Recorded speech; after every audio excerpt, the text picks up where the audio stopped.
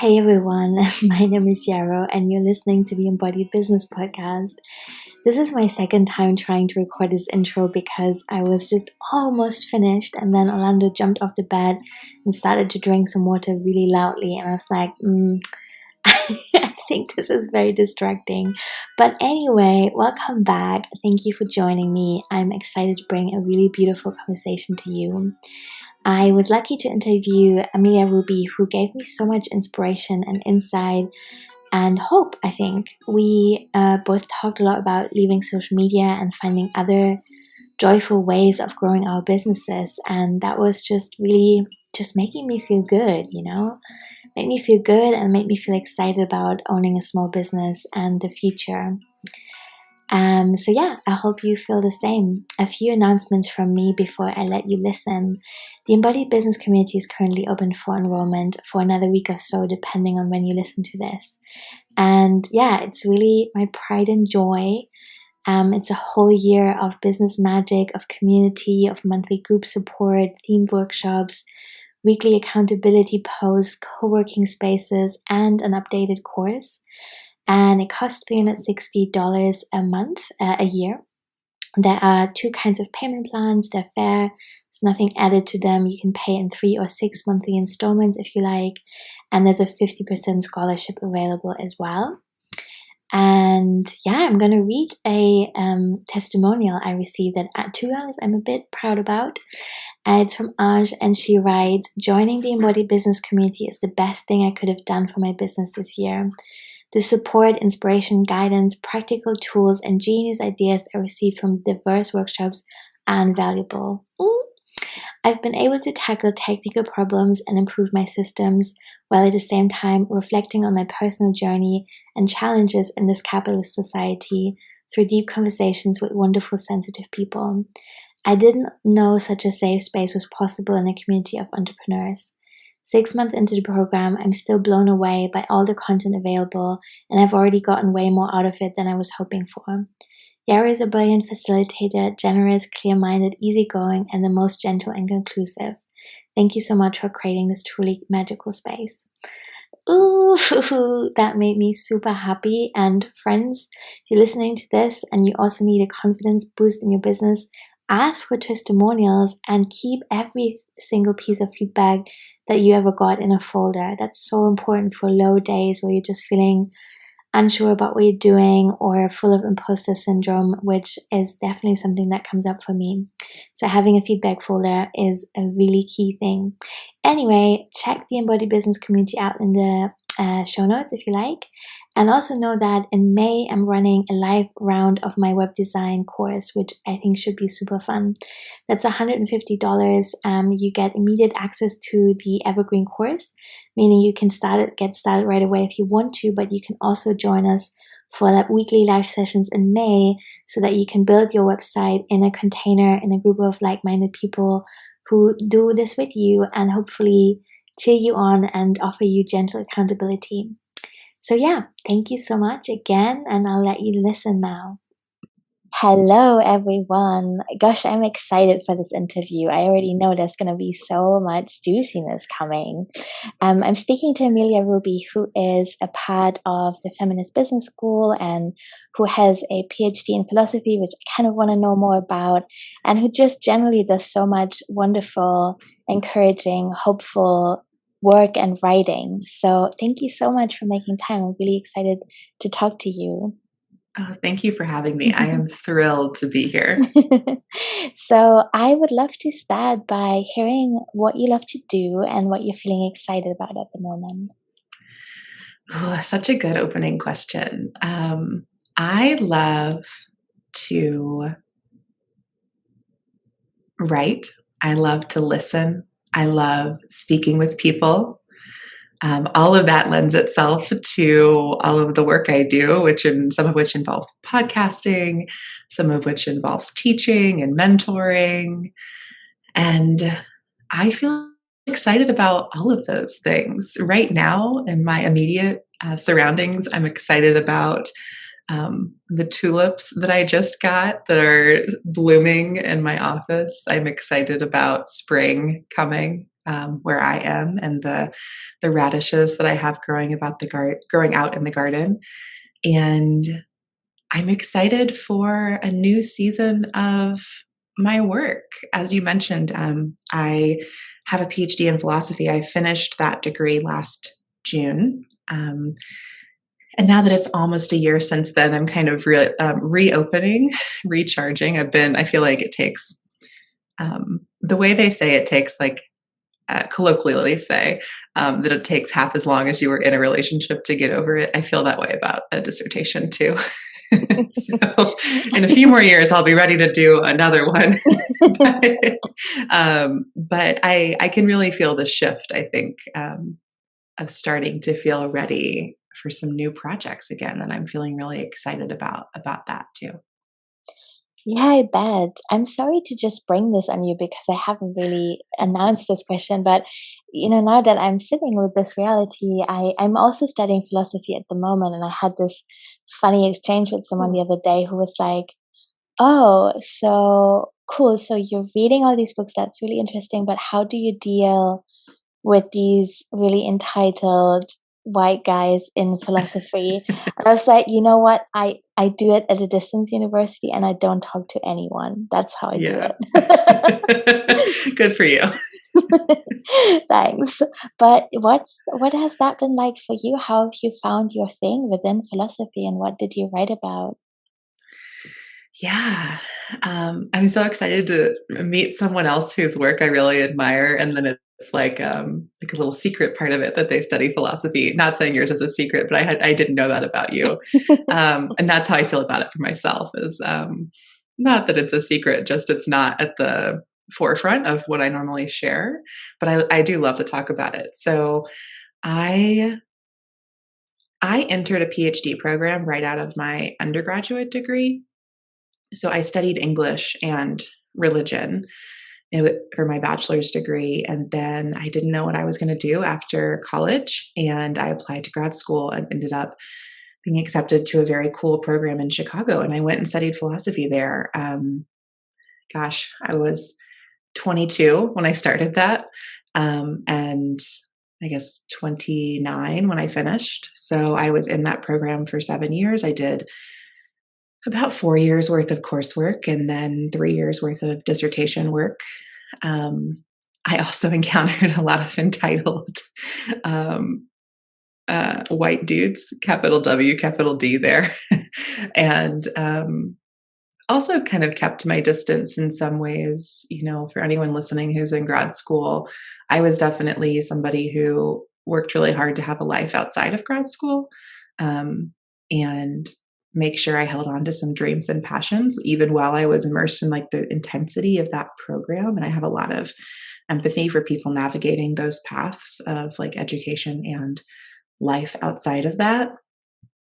In terms of what I studied and how I found it, it's kind of funny. When I look back, I've always had like the same core question in philosophy, which shifts a little bit depending on who I'm reading, but has always been something about like how our relationship with like the ways in which we experience the world, how they shape our relationships with other people in the world. And I studied that in ethics in my bachelor's degree. And then when I got to grad school, I got really interested in aesthetics and really interested in understanding our experiences of art and beauty from a philosophical standpoint. So I wrote a dissertation on, is called Towards Feminist Aesthetics. And in my dissertation, I had 3 core chapters. And each chapter, I posed a hypothetical conversation between, it's going to go a little philosophy nerd for people who are not into that. So I'll go deep and then I'll come back out and explain it in like anybody terms. And I will not take too much time on this, but, the 3 chapters took a German idealist aesthetic thinker and a contemporary feminist thinker and put them in conversation. So I did a chapter on Alexander Baumgarten and Sarah Ahmed. I did a chapter on Immanuel Kant and Maria Lugones, and I did a chapter on Friedrich Schiller and Audre Lorde, and kind of unpacked ideas like talking about our experiences of art and beauty, I unpacked ideas like play and ideas like, what does it mean to think something without conceptualizing it? And questions like, what role does love play in all of this? Or how do we get an aesthetic education? How do we like train our perception in these ways to hold space for difference in our lives? And those questions, I still have, and they still permeate my work. But philosophy was one way that I explored them. And that dissertation was like 300 or 400 pages worth of writing on all of that. That is so beautiful. My little heart is beating. Because I think I'm at the stage now where I'm just really kind of confined in the beginnings of studying philosophy, and that's just, what it is. You get an overview, but it's always really nice to see where people take it in the real world and what it does. But yeah, so Mhm. thank you so much for sharing that. You're Um, welcome. my next question is potentially could go in many different directions. So feel free to take it wherever you like. But what has the pandemic been like for you, and how has it changed your work? Just a small question. um, for me, the pandemic has been like kind of a myriad of things. And at moments, I have felt very lucky. And at other moments, it has felt incredibly hard and impossible to survive. Um, I had a lot of huge life changes and accomplishments happen throughout the pandemic. So I already mentioned I finished my dissertation last June.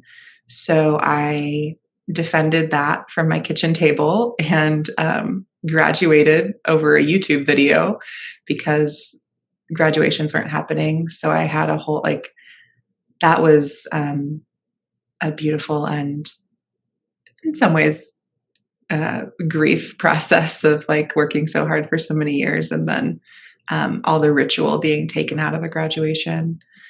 And then I, after that, I moved states. So I lived in Chicago for 7 years while I was doing my degree. And then last fall, I moved to Lincoln, Nebraska, where my family lives. I have never lived here before, but I felt really called to be closer to them. And one of my uncles passed last summer. And I think that was I had decided to move before that, but it definitely felt like this moment of, wow, I need to be there to spend time with my family and get to know a lot of people in my family that I've never had a chance to know because I've never lived near them. My son is in Aries in my fourth house, which I think explains a lot of why I like family and foundations and all the fourth house stuff is really prominent in my life.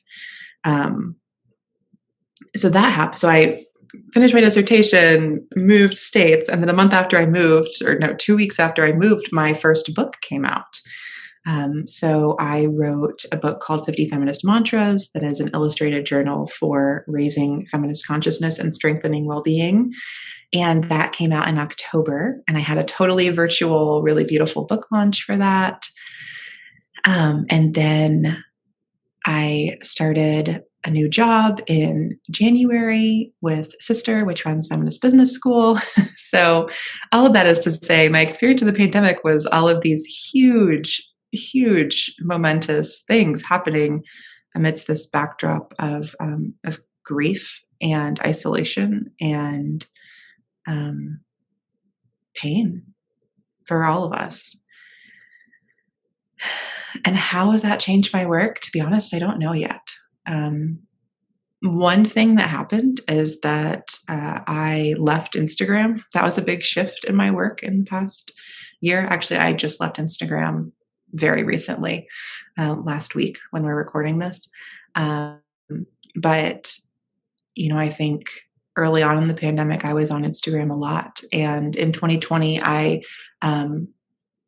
really committed to that platform, and I invested a lot of money and time in trying to grow my following there to support launching my book, because I was consistently told that that was good and necessary to do to have a book launch. And then by the end of 2020, I felt like it was completely unsustainable for me to be on that platform anymore. So one way the pandemic changed my work is I left Instagram for good.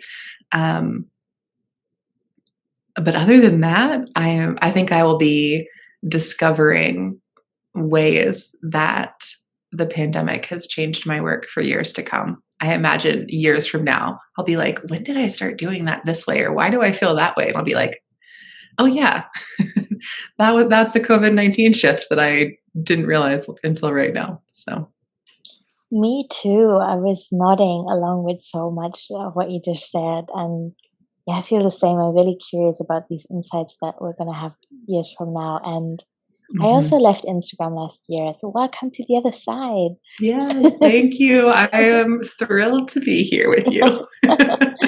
It's great. I love it. It's great. It really is fantastic. And I'm so happy that you named the cost as well, because I think so often we're told whether or not we run ads and spend actual, cash money on the platform, there is actually a really high cost in terms of the pressure to produce content, the other related costs that we have, like, time spent on photo shoots and making graphics and writing copy and being live on stories, and just sacrificing so much privacy as well, or just so much of ourselves. And I really want to challenge this narrative that it's free marketing, because it's really not. It's really not. Yeah. Yeah. I cannot agree with you more. I think the way I because of how I am as a person, I shared my whole process of getting off. Like that was kind of like the final thing I did on Instagram, was unpack how I made this choice and what I was doing instead and all of these things. For anyone familiar with human design that's listening, my profile is 3-5, which relates to that, because that's somebody who's going to go like experiment and figure out how stuff works and then share it with everyone. So I went through that, and I share that to say that I completely agree with what you're saying, that Instagram is not free marketing. I always just say that it was way too energetically expensive for me. I think that it produced this sort of codependent, anxiously attached relationship that I felt like it forced me into. Like, I had to constantly be paying attention to it, and I had to be worried that I was going to upset it if I did the wrong thing, or if I was gone away for too long. And as someone who has been in human relationships like that in the past and worked really, really hard to change my life so that my relationships didn't function that way, something really clicked when I was like, wow, my relationship with this app functions that way now. And I know this feeling, and I worked so hard to move past it. And that was a really clear moment for me that I had to leave. And I'll just say too, because I'm a big believer in being like super transparent about money. Like, I also did invest like dollars in, not in ads. I never bought Instagram ads for myself, but I spent money on photo shoots. I spent money on Instagram strategy. I spent money on branding. I mean, I would guess that, we're thousands of dollars to try to grow my platform. And it's not that it didn't work. It did. Just, I couldn't, the trade-off was never going to feel right to me. It was, like I said, too energetically expensive. Yeah, that totally makes a lot of sense to me. Thank you for sharing. And it also beautifully leads me to my next question, which is about podcasting. So you have a podcast as well, and you seem to be really into indie media too. So I would love to hear what that's been like, and what you love about podcasting, how that has maybe changed this past year, and where you see the future of your work growing and sharing. Mm-hmm. Yeah, I love podcasting. What's funny is I often will say, like, I love podcasting more than I love listening to podcasts. I do listen. I'm a very particular listener. I think especially leaving Instagram, I've become super like selective or like curatorial around whose voices I am listening to. I think that's just a result to like the overload of trying to take in thousands of voices on Instagram all the time. So I listen to about 3 podcasts and I never miss a single episode of them. One of which is our mutual friend, Mary Grace Allardyce's podcast, Homebody, that I have heard every episode of. That you were on recently. Yeah. And I loved your episode. And that's actually kind of how we had reconnected, because I went back and refound all of your work that I had not been connected to in a few months or maybe even years.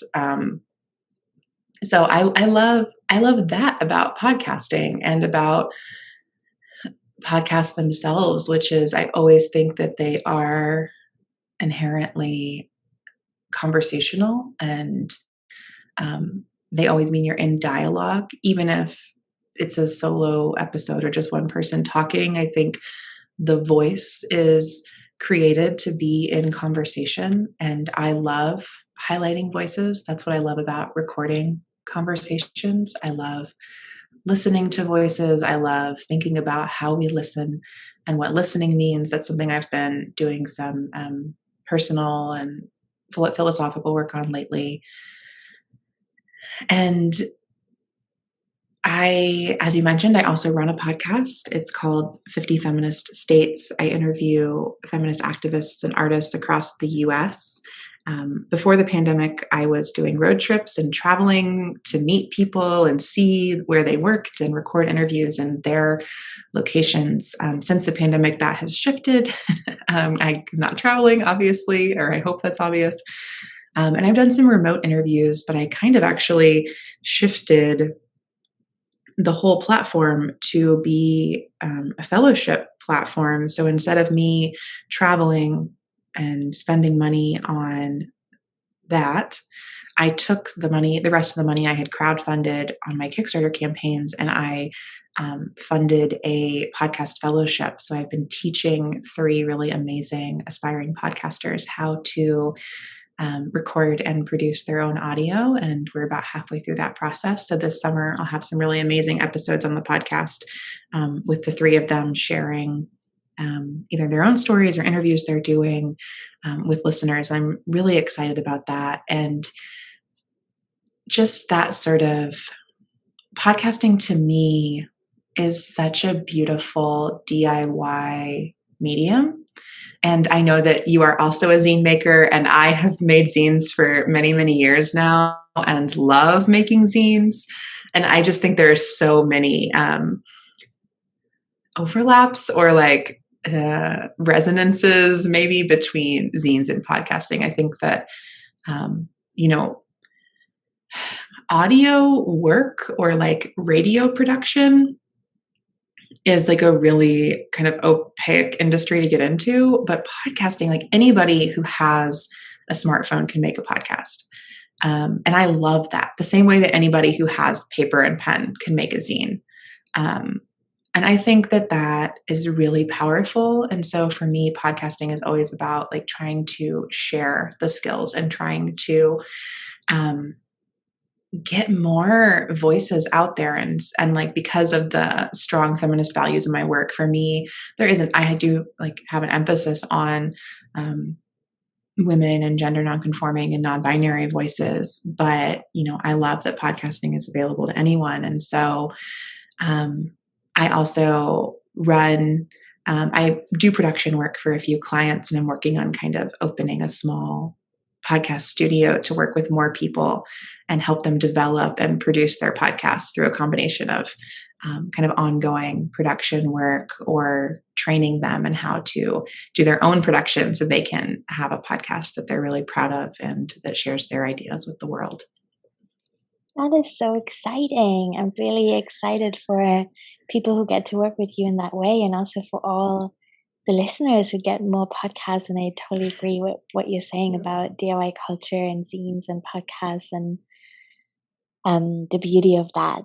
Yeah. Mm-hmm. I would love to hear, you already touched a little bit on, what your future plans are, your next steps maybe, but how are you running your business? What's happening behind the scenes and what is working or not working at the moment? Yeah. So I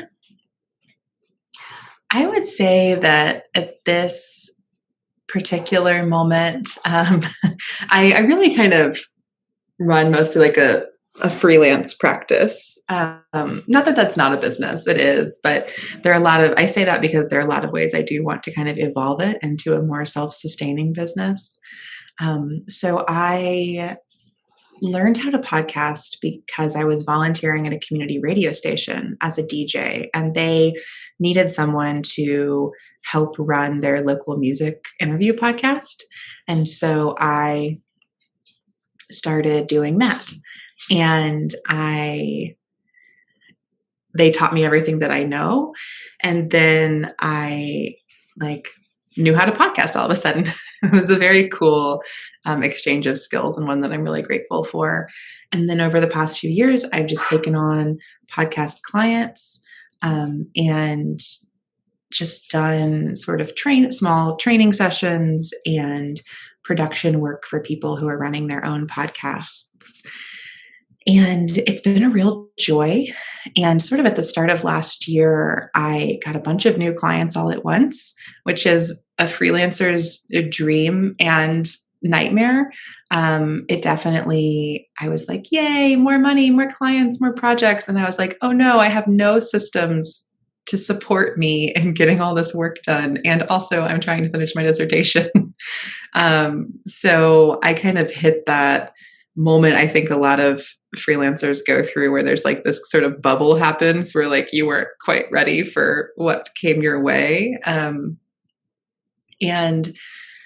at that point, I really decided I had to focus on my dissertation. I really wanted to get that done. So I I really contracted my podcasting work, and took on more of a role in my part-time job.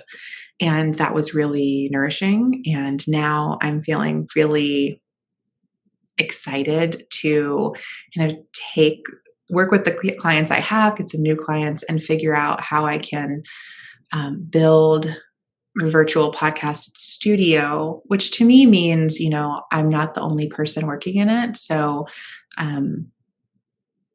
I love producing for people, but what I really love is talking to people about the podcast they want to create and helping them see how those podcasts can support and grow their businesses. So I have this sort of dream or vision that's coming together about how I can really build out resources for entrepreneurs and small business owners who want to create podcasts that are going to support their company's growth and support their growth, while simultaneously empowering them to share their story and get their voice out there. Because I think nothing connects like a voice.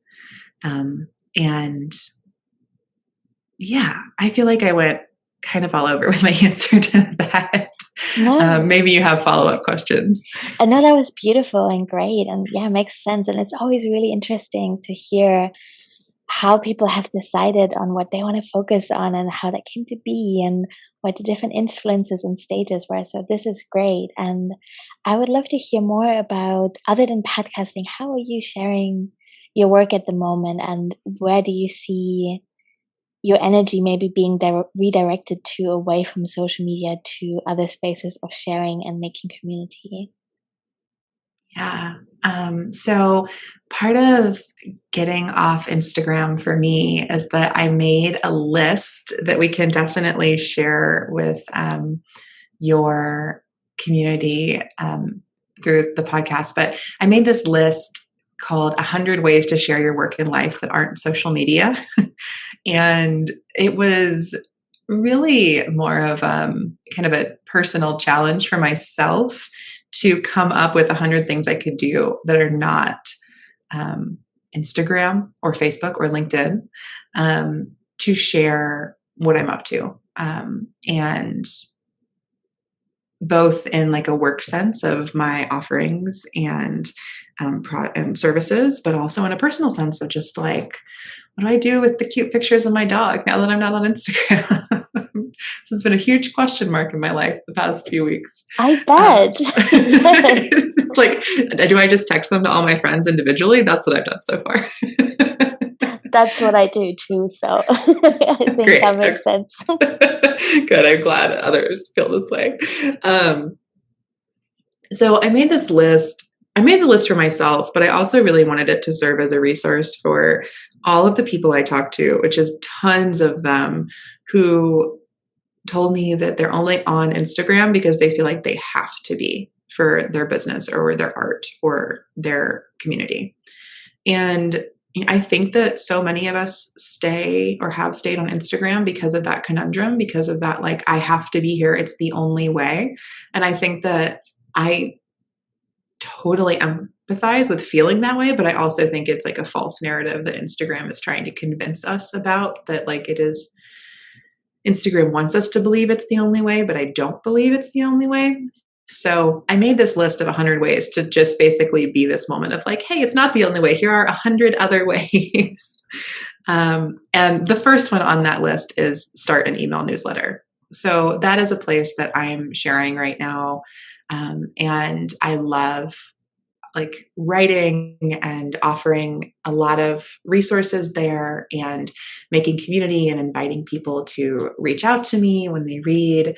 I sent out a very long letter over the weekend about leaving social media and, included this resource and other resources. I also made a pretty extensive list of all of the apps and services that I've used to replace Google, Facebook, and Amazon in my life. And so that I can share that with you too. So I love creating community through those sorts of like values aligned offerings. I like sharing resources with people, sharing them what I've learned throughout the process, my process, any process I've been going through. And so my newsletter is a place that I like to do that. I also, for folks who are in the US or have a US phone number, I send free feminist mantra texts every Monday. Those mantras are from my book. I wrote the book from an Instagram series that I used to host called Feminist Mantra Monday, where I'd post a mantra on Instagram every Monday, and then I compiled those into the book. And now I'm kind of taking the book and taking all the mantras from the book, and I send out a short text message every Monday morning with a mantra and a little prompt for the week. So that's another way. I love sharing my work and creating community because people can text me back and tell me how things go or what they're up to, which has been really nice. I think podcasts create great communities, and I love creating community through my podcast and being a part of other people's communities through their podcasts. And then I also really love, I love doing workshops and events and panels and sort of those opportunities to be available and open with people gathered at the same time. Like that's always been a real sweet spot for me. It's why I love teaching. It's why I love speaking. I just love being in conversation. So those are like a handful of ways that I'm working on making community. I'm sure I've forgotten other things, but people like I said, I have a list of 100 of them, everything from write yourself a theme song to stand outside and shout at the sky to figure out SEO on your website. So I'm working on doing all of that stuff now that I'm off Instagram.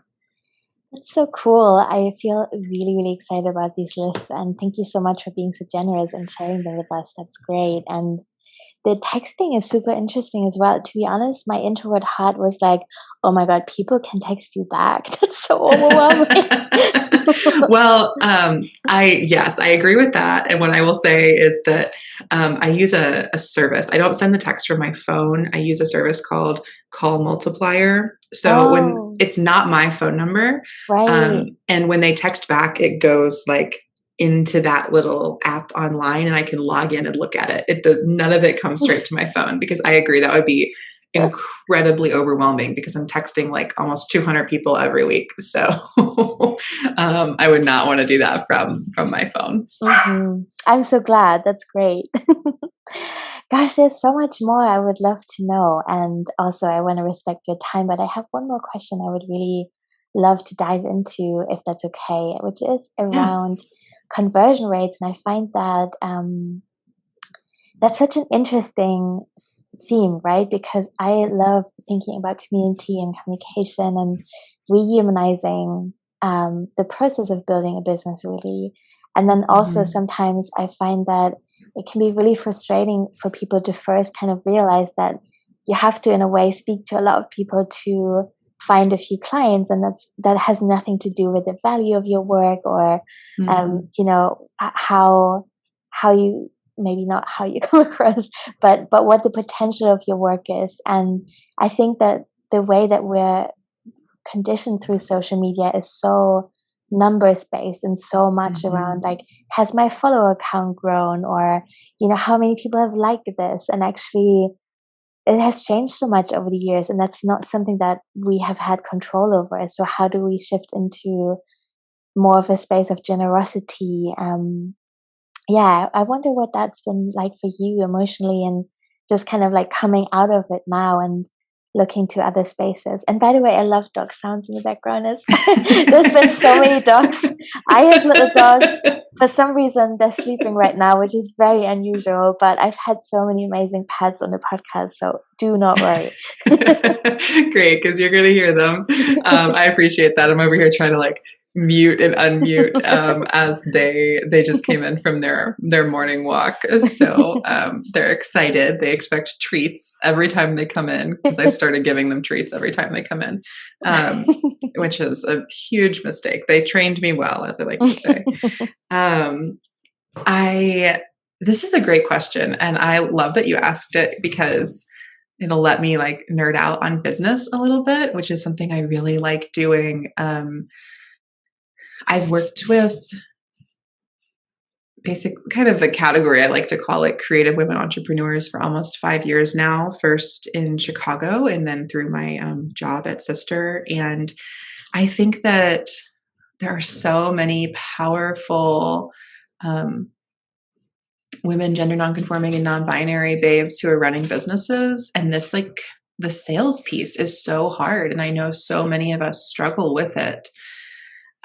So, I really think that part of the reason I love podcasting so much is I do think it's a very high conversion sales tool.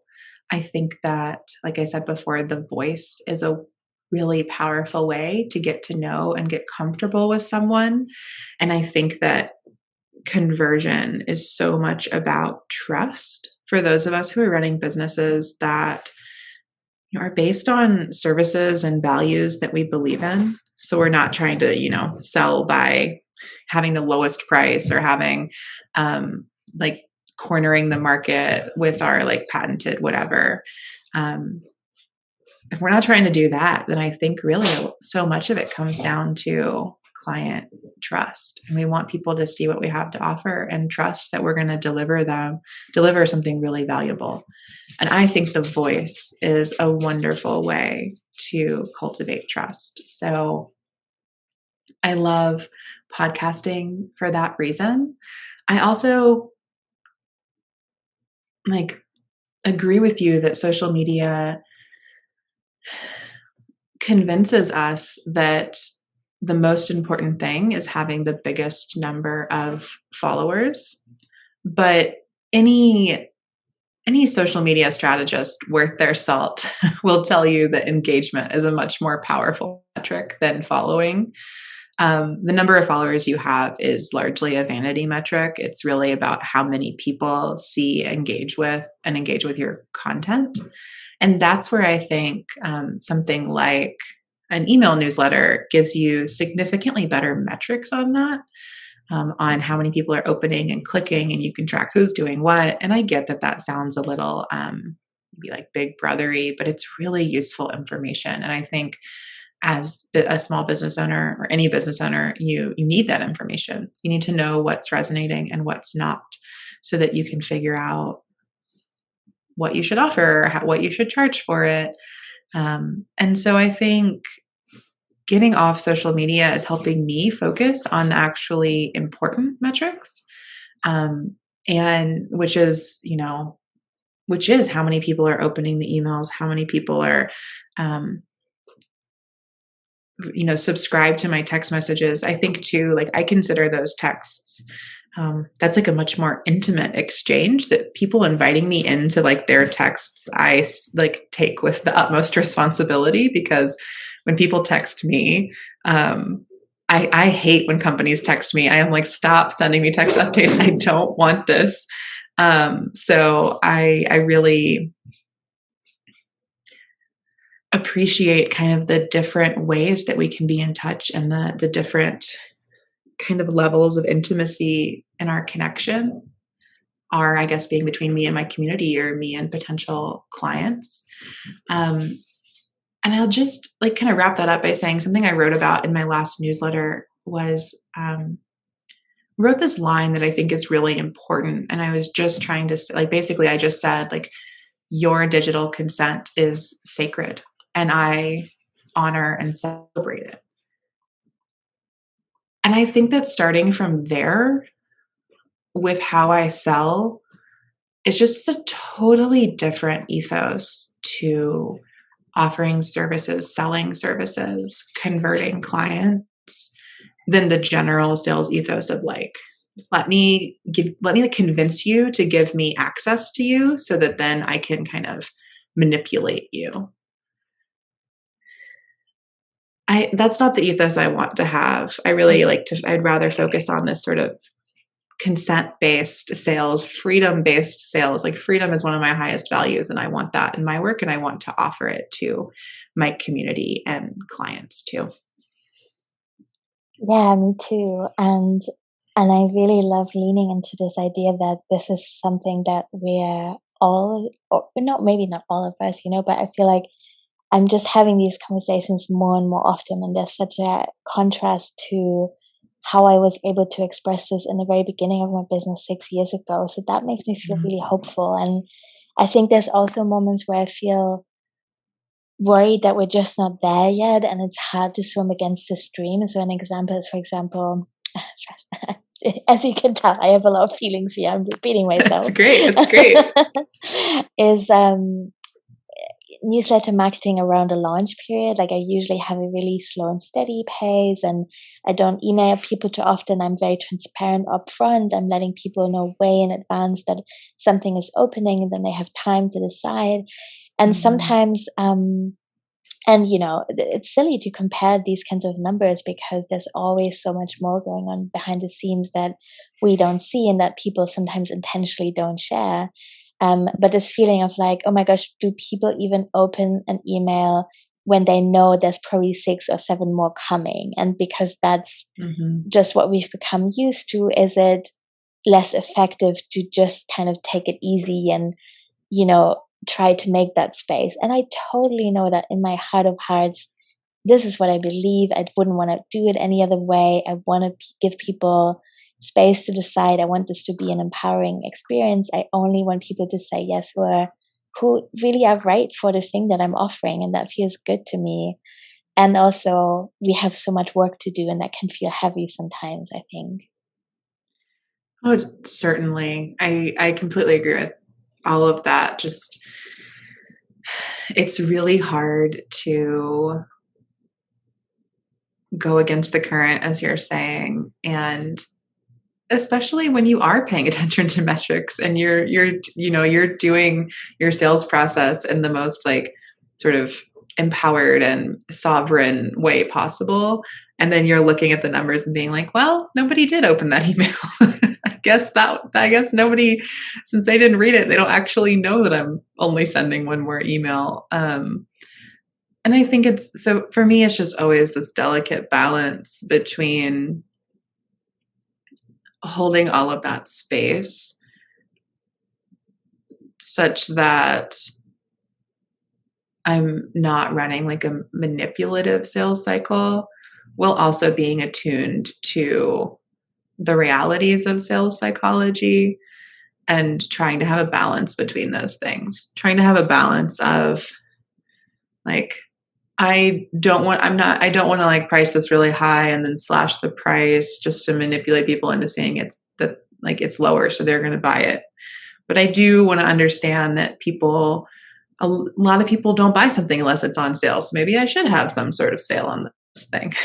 It's so impossible to, and that's really like a product-based example more than a service-based one. But, I think that I don't have an answer for this yet. And there are some very like smart, savvy people I see online talking about different sales strategies in this way.